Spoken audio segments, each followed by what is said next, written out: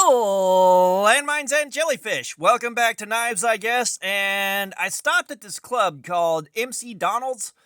The food was okay, but the music was awful. But do me a favor and hit that like button, or you'll never know the meaning of true love. And this week, we are carrying the new version of the Ozark Trail Dropout, or the Wug Out, or the Ozark Trail. We call it the Dropout. We came up with that name before everything else happened, and I wish I would have thought of that. As a matter of fact, it's such a good idea, I had it. But, let's take a look at what we're holding. It'll bother you if I don't, and you know I love you. So, first things first, and most importantly, the pocket clip is tip up, which is the Lord's carry. It's reversible. We got the plastic scales, which I'm pretty sure are nylon or polypropylene. We got the axis lock, and we got thumb studs. So let's flick the stud. And I believe it's 3.5 inches of D2 steel. So, before we dive into this thing, let's get into the lore behind all this, because there's a lot of new faces, and I keep getting asked, have you tested the orange ones? Have you tested Gen 1? I have tested Gen 1 extensively. So, we have got one of my 3 Gen 1s right here. And so the first thing that happened with this is I carried it. It did great. I love this knife. It is very divisive, but I love this thing. So we did our cardboard slayer run on this, and on the first run, this thing did 7 hours on the factory edge, which is mind-blowing because D2, like clockwork, does 4 hours. And we just test the number of hours it cuts. It's a cut every second, about 4 or 5 inches to 9 inches. Keeping track of each individual cut is catastrophically unmanageable, but we get very consistent, reliable results. D2 always does 4 hours like clockwork, except the O-Knife D2, which seems to be a bit soft. Still did 3.5 hours, but we have done a ton of D2. 4 hours like clockwork. And it's so predictable that we know exactly how it wears out in real time. You know, the first hour we'll see a good bit of wear off of the edge, factory or hand whittled.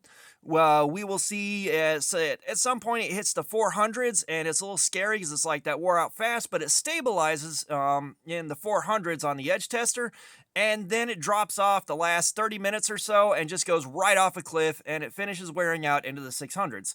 Now, I will show you the edge sharpness tester a little bit later here, but the second one we did 6 hours on that because we did a second unit on this. I've got 3 of them, so we took the second one out of the package. We did that to see if it was repeatable. We got 6 hours out of that before I gave up. I was exhausted and couldn't finish the testing, but at 6 hours, it was starting to let go. We could have gone that other hour easily.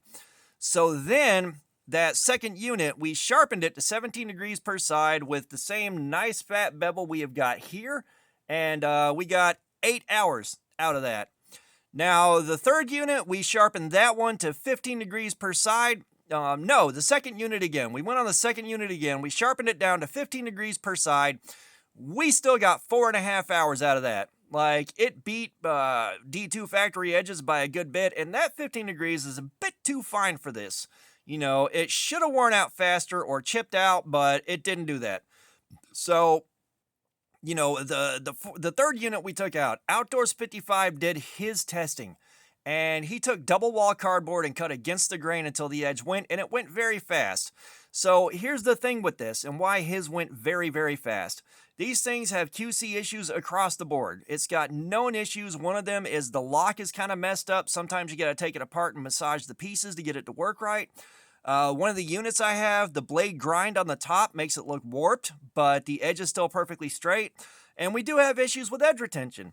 You know, the ones that came out first, like I got to this right when they dropped.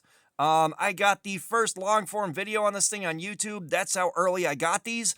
And so mine don't have the quality control issues everyone else has been getting on and off. Again, some of these do what mine did, and some of them are terrible. So he went and did his. I was talking about the results on mine, and Tactical Llama EDC said, you're not using the same test he does, so maybe repeat that. And I said, you know what? I will. So I saved up all the double wall cardboard I could from work. We went against the grain, and we still got like a couple of hours out of that before I ran out of double wall and switched to single wall, and it still went for a couple of hours. So I blew his test clean out of the water, trying to replicate it as close as possible. These things overperform. And So that is kind of the lore behind this thing. I know that was a bit long-winded, but if you're a new face here and you're asking if I've tested these, that's what happened with testing these things. So, I've been waiting for the new version to come out, and as a matter of fact, I ordered some on Walmart, because the first order I made wasn't able to be canceled even 3 minutes after I placed it. I wound up waiting on 6 to show up so I could give some away. I had some to play with and really flog. And FedEx said, nah, you don't get to be happy. We're not delivering that package.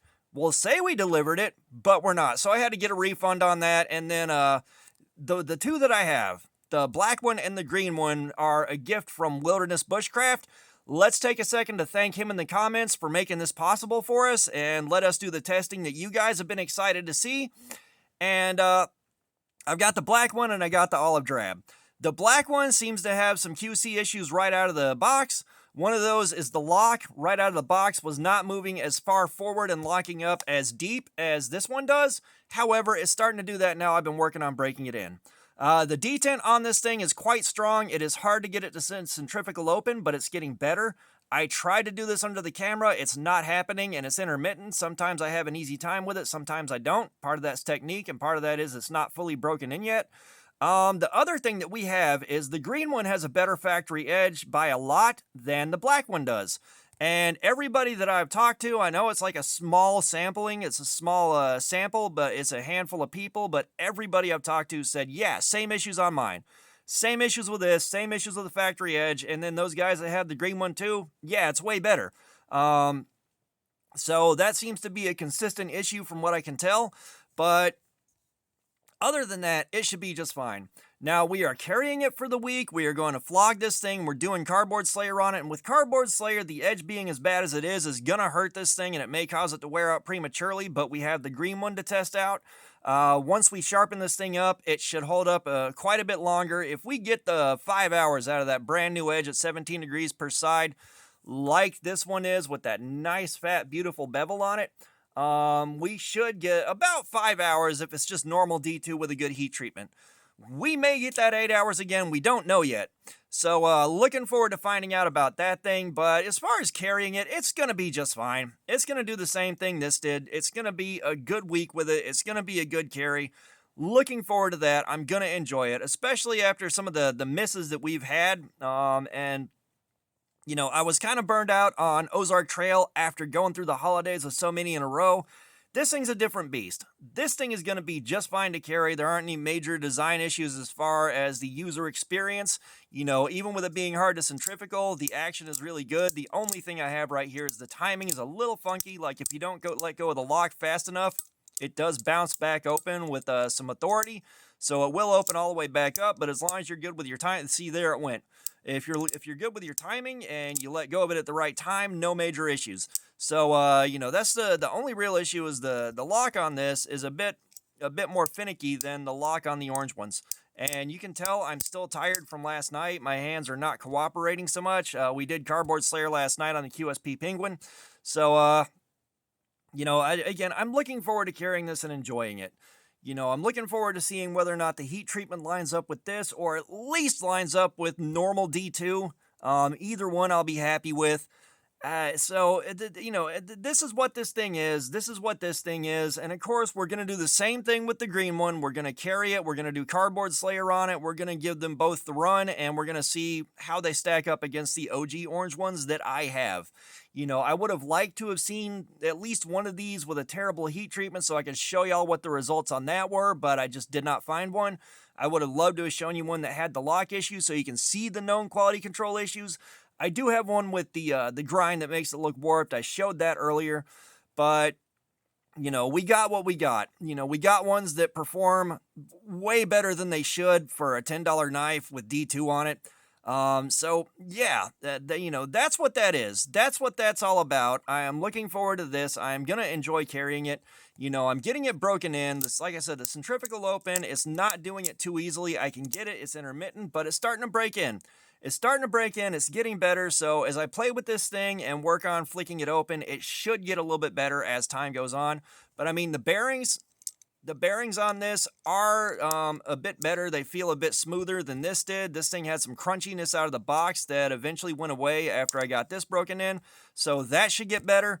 But yeah, that's everything I can think of to add about this, and the video's starting to get a little long, so I'm going to wrap it up here.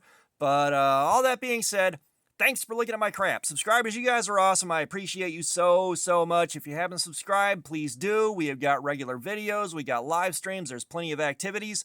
Comments, I love some feedback. Let me know if you love this thing or hate this thing. They are so divisive, it's not funny. If you have the black one, let me know if you're having the same issues with that, especially the factory edge. Yeah, but all that being said, y'all have a nice day.